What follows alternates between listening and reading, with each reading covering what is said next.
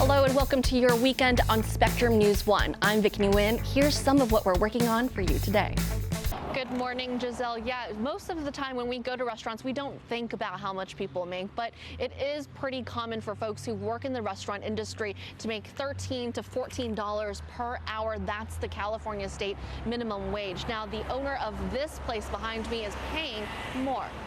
Bianca, thank you for mentioning, this was an isolated event. Right now, we're on a bridge overlooking the 55 freeway. This portion of the freeway was closed this morning as investigators combed through the area looking for evidence, anything that would help them make sense of the situation. As we know, there has been one victim pronounced dead in this incident here. That is a 6-year-old boy, and as you can see, there is a makeshift memorial that has been created for him. Good evening, Bianca. And yeah, the family who owns this restaurant behind me, CTV Eatery, they have been so excited to open up their restaurants after being closed for 6 months.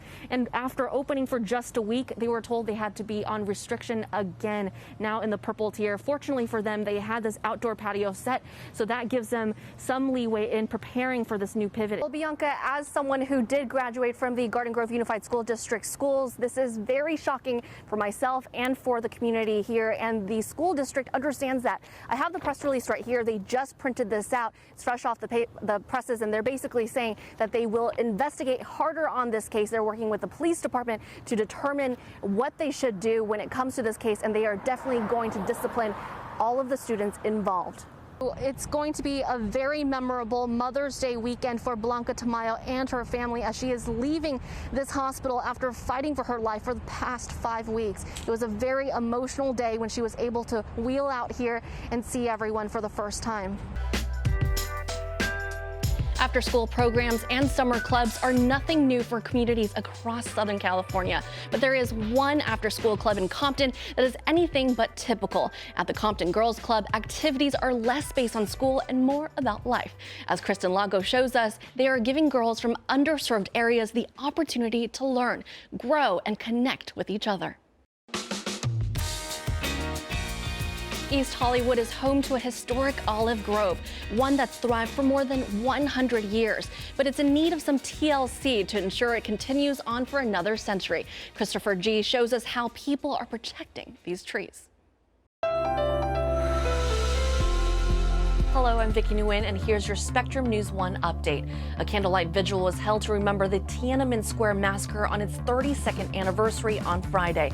Dozens gathered for speeches and songs outside the Chinese consulate in Koreatown. It was on June 4th, 1989, that the Chinese government launched a violent crackdown on pro-democracy demonstrators. The official death toll was around 300, but it's believed thousands were killed. The city of Los Angeles says it has more than $250 million available to help renters during this pandemic. I'm Vicky Nguyen in Los Angeles' Chinatown neighborhood beside the Hillside Via apartment complex, where many of the residents here say they need rental assistance. Bills are piling up for Marina Malouf and her husband as they are now 3 months behind on their rent. Well, this is my home. Marina entered into Los Angeles' 2021 Emergency Rental Assistance Program. Marina calls it a lottery that she can't afford to lose. We will try, make the application and then accept the application, but it's a lottery. Marina and her family's low-income status allowed them to move into the Hillside Via apartments in Chinatown 23 years ago. They're weeks away from being evicted or having to pay higher rent. Marina says her monthly rent is about $1,400, and her landlord is expecting them to pay $2,600 a month by June. Too much, we not even make half of those. The program uses state and federal funds to support LA renters and rental property owners who have been impacted by the pandemic. The application window is closing on April 30th. Marina says people from the Los Angeles Tenants Union and Chinatown Community for Equitable Development helped her complete the application. Chris Chan is with CCED and has been advocating for tenants like Marina.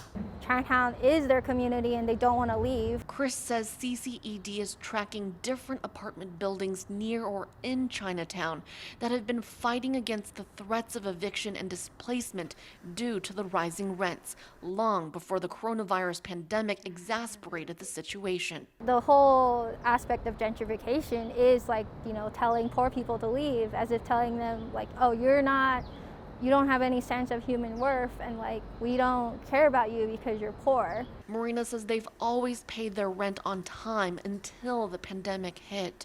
Marina lost her job cleaning offices, and her husband just returned to work after a long hospital stay. I don't know what to do, I just pray for, I don't want to be alone, While Marina waits for the city's decision, she says they're doing everything they can to survive, from skipping meals to making tea out of pineapples she received from a food bank instead of buying tea. Marina hopes good things will come as she waits.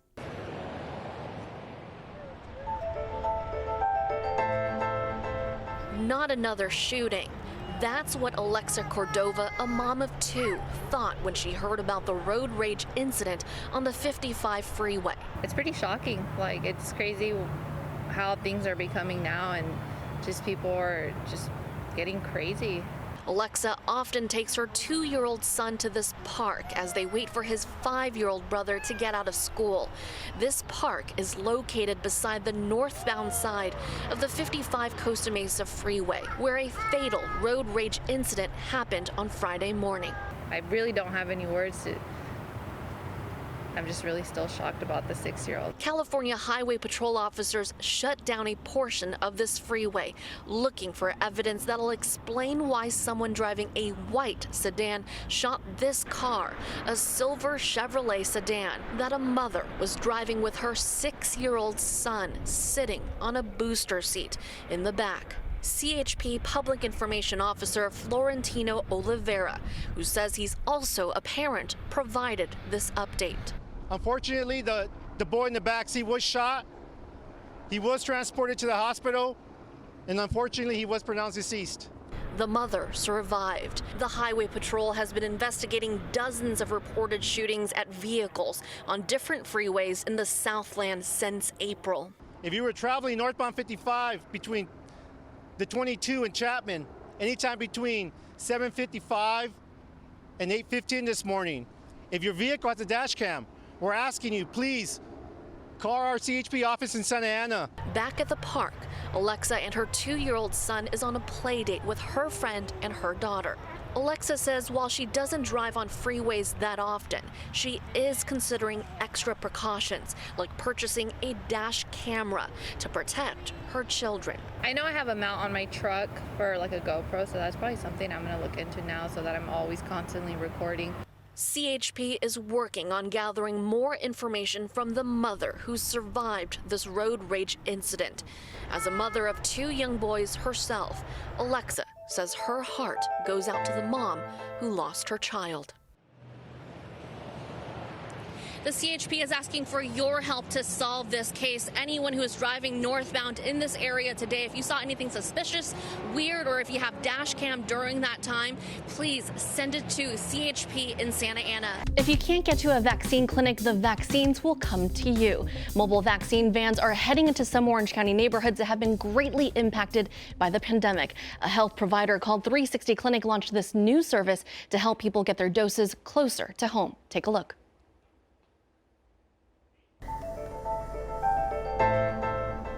Patients are holding out on COVID-19 vaccine shots, so health providers like Dr. Chelsea Nguyen are coming to them. A lot of it is they're afraid.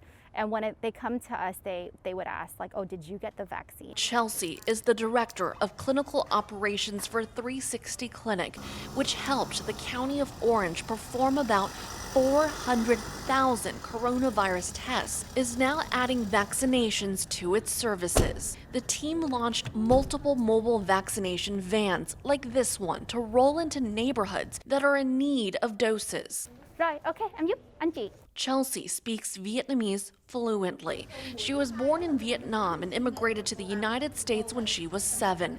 This skill allows her to break the language barrier. I can only put myself in their shoes, or like when I think of like my mom or my dad or my aunt or my uncle going to anywhere and there's someone that speaks Vietnamese. Asian and Pacific Islanders make up about 21% of Orange County's population. The Hispanic and Latino community makes up about 35% of the county's population, but only 10% of that group has been vaccinated, while half of the API community has received their shots. Chelsea says 360 Clinic strategically chose 20 different sites like this one in Fountain Valley, on top of driving into areas that are considered hard to reach because patients are juggling multiple jobs or speak little to no English. Chelsea says patients are hesitant to get the vaccine because they are receiving misinformation and don't know how to express their concerns in English. For example, in my family, like my aunt is like,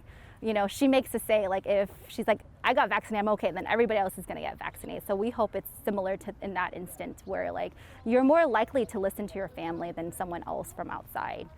So just hoping that everybody spread the word. Chelsea says being able to work with communities on the ground has made this experience working during the pandemic rewarding. She wants to help 360 Clinic build trust and curb the impact of the virus on communities that she considers close to home.